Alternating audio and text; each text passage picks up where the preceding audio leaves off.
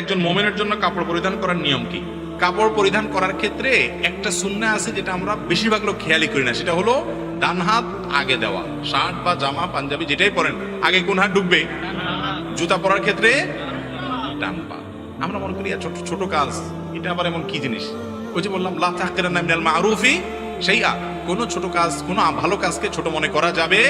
কিয়ামতের ময়দানে যখন দেখবেন একটা ছোট আমলের জন্য ধরা খায় গেছেন, তখন বুঝবেন এটার মূল্য কত বেশি। বিধায় জামা কাপড়ের সময় পড়ার সময় এই সুন্নতটা করবেন। আর হলো বিসমিল্লাহ বলবেন, বিসমিল্লাহ বলে ডান হাত দিয়ে শুরু করবেন।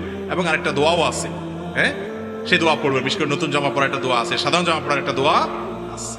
আলহামদুলিল্লাহিল্লাযী কাসানি হাদা মিন গায়রি হাওলিন মিন্নি ওয়ালা কুওয়া। আল্লাহর প্রশংসা করছি যিনি এই পোশাক আমাকে পরার তৌফিক দিয়েছেন, আমার কোনো সক্ষমতা ছাড়া, আমার কোনো নিজস্ব কোনো আপনার সামর্থ্য ছাড়াই আল্লাহ তাআলা আমাকে তৌফিক দিয়েছেন। সামর্থ্য ছাড়া বলতে আমি আমার যতই পাওয়ার থাকুক, আল্লাহ তৌফিক না দিলে হতো না, আল্লাহ তৌফিক দিয়েছেন।